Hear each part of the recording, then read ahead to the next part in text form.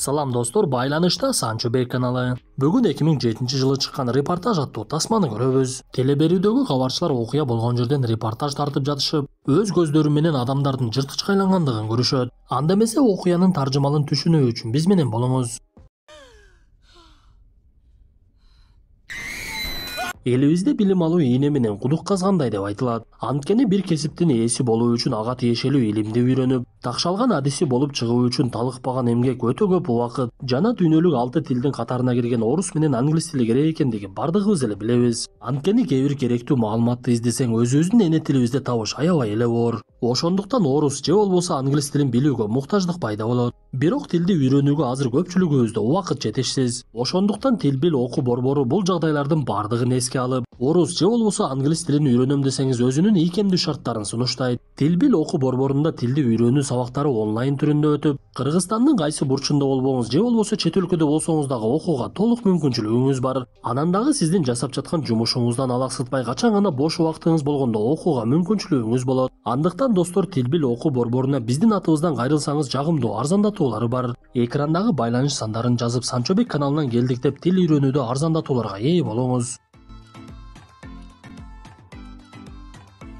Тасманын башталышы КТРКда кабарчы болуп иштеген кыздардын бири Анхела Видальды көрөбүз. Бул жолу Анхела оператору Пабло менен биргеликте өрт өчүрүүчүлөрдүн бөлүкчөсүнө келип, бул кесиптеги адамдардын жумушу кандай өтөт жана алар эмне менен тамактанат, деги эле өрт өчүрүүчүлөр кандай тартипте жумуш алып баргандыгы тууралуу тасма тарта баштайт. Анхела ар кайсы адамдардан маалымат алып, имараттын ичин тасмага түшүрүп, түнкү саат 12ге жакындап өзү чарчап калгандыгына карабай жумушун уланта берет. Каарманыбыз эгер чакыруу боло турган болсо биз дагы унаага түшүп баралы деп ошол учурду тартканга аябай кызыгып, бирок бул түнү эч кандай чакыруу болбой тыптынч өтүп жатты. Забирайтесь. Уже? Пошли, Да. ноги береги. Ага, подвиньте. Все, вы... Анхела буга чейин айтып жаткандай анын ою ишке ашып бир мезгилде чакыруу түшүп, каармандарыбыз өрт өчүрүүчүлөрдүн унаасына олтуруп алып чакырууга чогуу кетишет. Бирок бул жолу өрт чыккандыгы үчүн эмес, шаардагы баатирлердин биринде жашаган кемпир эшигин ачпай, үйүнүн ичинде кыйкырып жаткандыгын угуп жашоочулар тартип сакчыларды чакырып, андан соң эшикти ачуу үчүн өрт өчүрүүчүлөрдү дагы чакырыптыр. Анда жашоочулар келгендерге маалымат берип, кемпирдин аты Ганчита, өзү жалгыз жашайт. Мышыктары аябай көп, түн окумда өзүнчө эле кыйкыра баштады деп айтып беришет. Каармандарыбыз тартуусун токтотпой өрт өчүрүүчүлөрдүн ар бир кыймылын көрсөтүшүп, алар эшикти ачып кирсе Ганчита айымдын бети башы кан болуп, анан дагы киргендерден качып эле карматпай кыйкыра берет. Боже, быстро! Слушай, она загрызет его. Мать твою, оттаскивайте ее! Бир мезгилде эле жанагы кемпир тартип сакчылардын биринин мойнун тиштей баштап, келгендер аны араң эле ажыратып, мойнундагы этинин бир бөлүгү үзүлгөн тартип сакчыны көтөрүп жөнөштү. Анхела болсо Паблага камераны өчүрбөгөнүң деп кайра буйругун бере берет. Анткени каармандарыбызга мындай учурларды сыналгыга чыгарыш көптөн күткөн максат болчу. Ошондуктан ал жерде эмне кыймыл болбосун Пабло камераны такыр өчүрбөй, каармандарыбыз жаракат алган адамды эшикке алып жөнөшүп, бирок эшиктин жабык экендигин билишет. Көрсө ал үйдү тартип сакчылар курчоого алышып, бардык эшиктерин жабышып, бул үйдө оору пайда болду, ошондуктан сыртка чыгууга мүмкүн эмес. Бирок бул иш чара убактылуу, сабыр кылып коюңуздар деп ал жердеги жашоочуларга жана башкалардын бардыгына маалымат жеткиришет. Анда ичкериден чыга албай калган жашоочулар жана ал жака келгендердин бардыгы дүрбөлөңгө түшүп, бири-бири менен урушуп талашып тартып жаткан камераны дагы өчүрүүгө аракет кылышат. Бирок ошол мезгилде эле бийиктиктен өрт өчүрүүчүлөрдүн бирөөсү кулап түштү.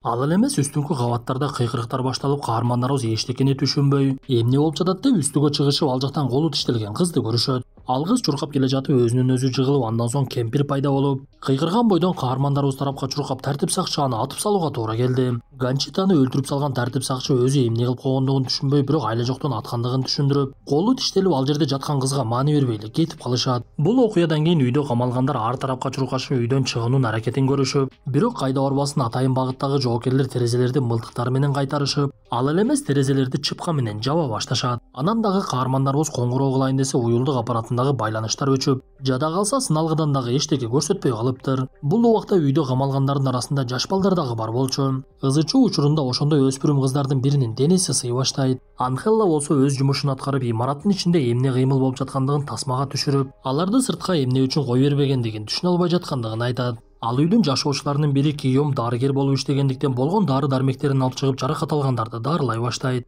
Анхел андан маалымат алса, Гийом бул адамдарга толугу менен жардам бере албастыгын түшүндүрүп, алардын көп кан жоготкондугун жана ооруканага тез арада алып барыш керек экендигин билдирет. Ошондуктан жарадарларды эшикке алып чыкпай, анан дагы эшиктен эч ким кирбей жаткандыгы аябай таң калтырды. Анхелла мындан соң ал жердеги жашоочулардан окуянын кандай болуп башталгандыгын сурап, бардыгы эле кемпирдин үйүнөн кыйкырган үндөр чыкты деген сөздү айтып бере беришти. Анда Анхелла ар бир жашоочудан болуп жаткан окуя тууралуу оюн сурап, алар менен биргеликте баатирлердин биринде жашаган Толгон эжеден дагы маалымат алат. Мындан соң каарманыбыз денесинде ыстма пайда болгон Дженнифердин ал акыбалын сурай баштады. Көрсө Дженнифердин атасы кызына дары алып келип берем деп эшикке чыгып кеткенден кийин ушул окуя башталып кайрадан кире албай калыптыр. Анан дагы Дженнифер менин Макс деген итим бар, ал түшүнүксүз ооруга чалдыккандыктан дарыгерге алып бардым деп айтып берет. Ошол убакта тартип сакчы Серхио адамдарды чогултуп аларга маалымат жеткирип, бизге азыр дарыгерлер кирет экен, ар бирибизден кан алышат. Алардын маалыматында бул жерде түшүнүксүз оору пайда болуп туруп, ошондуктан ооруну чыгарбаш үчүн эшиктерди жаап салышыптыр. Эми биз баатирлерди текшеришибиз керек, балким дагы адамдар калгандыр. Ошондуктан ызычууга алдырбай дарыгерлердин айтканын кылыңыздар деп бардыгын көндүрөт.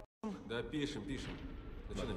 Сейчас, как нам и сказали, Буга чейин айтылгандай ал жерге катуу даярдыгын көргөн дарыгер кирип келет. Ал биринчи эле жарадар болуп жаткандардын бөлмөсүнө кирип, бирок каармандарыбызды ал жака киргизбей коюшуп, Анхелла менен Пабло болуп жаткан окуяны терезенин ачылган кычыгынан тарта башташат. Дарыгер жарадарлардын колун кишендеп, андан соң укол сая баштады. Пабло, ну отвяжи меня, черт тебя дери! Ошол маалда эле жаракат алып жаткандар ордунан туруп дарыгер Гийомду тиштегилей баштап, башкалары ал жактан качып чыгышып Гийомду чыгарбай коюшат. Анткени сырттан кирген дарыгер бул жерде эмне болуп жаткандыгын билет экен. Ошондуктан алар жырткычка айланган адамдар бар жакты толугу менен жаап салышып, андан соң сырттан кирген дарыгер бардыгын айтып бере баштайт. Көрсө мындан 1-2 күн мурун иттерди дарылаган дарыгердин колуна оорулуу ит түшүптүр. Бирок ал ит дарылоого карабай эле адамдарга асыла баштагандыгы билинет. Ошондуктан итти өлтүрүүгө туура келип, анын канын изилдешсе, жаныбарды жырткычка айланта турган түшүнүксүз оору бар экендиги билинет. Ошондуктан ал ит кимдики жана кайсы үйдөн алынып келингендиги билинип, үй толугу менен курчоого алыныптыр. Бул сөздү айтып бүтө эле 6 жаштагы Дженнифер апасын тиштей салып эле ал жактан качып жөнөйт. Биз буга чейин билгендей Дженнифер ити ооруп дарыгерге жеткирген болчу. Анан дагы өзүнө ыстма чыгып, эми гана жырткычка айланып кеткен окшойт. Анда сырттан кирген дарыгер кызга укол сайыш керек десе, каармандарыбыз ал кызды издеп жөнөшүп, Дженниферди баатирлердин биринен табышып, бирок аракеттеринен майнап чыккан жок. Анткени Дженнифер Серхиону тиштеп алса, калгандары ал жерден качып жөнөшүп, алардын алдынан буга чейин өлтүрүлгөн Ганчита чыгат. Эми чындап имараттын ичинде ызычуу башталып, окуяны түшүнбөй жаткандар толугу менен түшүндү окшойт. Анткени буга чейин тиштелгендер жырткычка айланып тиштелилектерди куулап жөнөшүп, ар кимиси ар тарапка качып Бекингенге жетишип калгандар дагы болду. Бул убакта сырттан келген дарыгер дагы тиштелиптир. Ал дагы тез эле жырткычка айланып ал жердеги башкаларды тиштей баштап, Анхелла, өрт өчүрүүчү Ману жана оператору Пабло менен качып жөнөйт.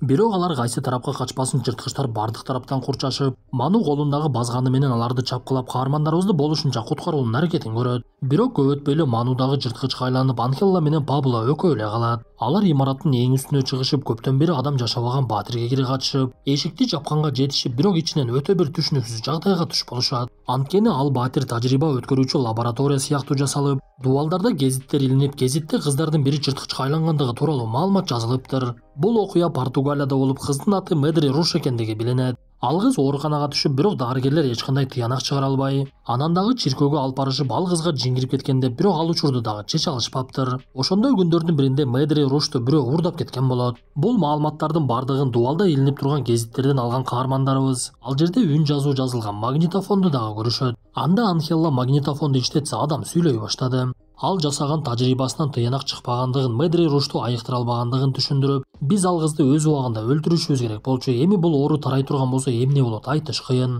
Мен баатирди жаап коёмун, бирок эшик ачыла турган болсо оору дүйнөгө тарайт деп үн жазууну токтотот. Бир мезгилде эле ал жерде кыймыл башталып, Пабло камеранын жарыгын өчүрүп, түнү көргөзө турган жөндөмүн жандырып, ал жерден түшүнүксүз көлөкөнү көрөт.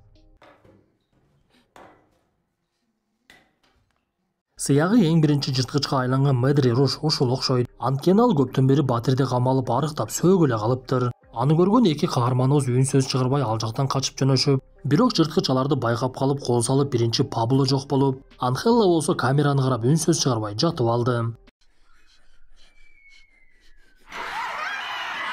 Тасманы көрүп, балким бизде деле ушундай окуялар болуп жаткандыр деп ойлоносуң. Бирок тартип сакчылар ал нерсени жаап чашырып, бизге маалымат чыкпаса дагы керек. Эми кандай болбосун достор, тасмабыз ушуну менен аягына чыкты. Талдообуз жаккан болсо мыкты белгисин басып оюңуздарды сөзсүз калтыра кетиңиздер. Анда эмесе кийинки тасмадан жолугушканча ден соолукту жакшы карап, кайда жүрсөк дагы ар дайым амандыкта бололу.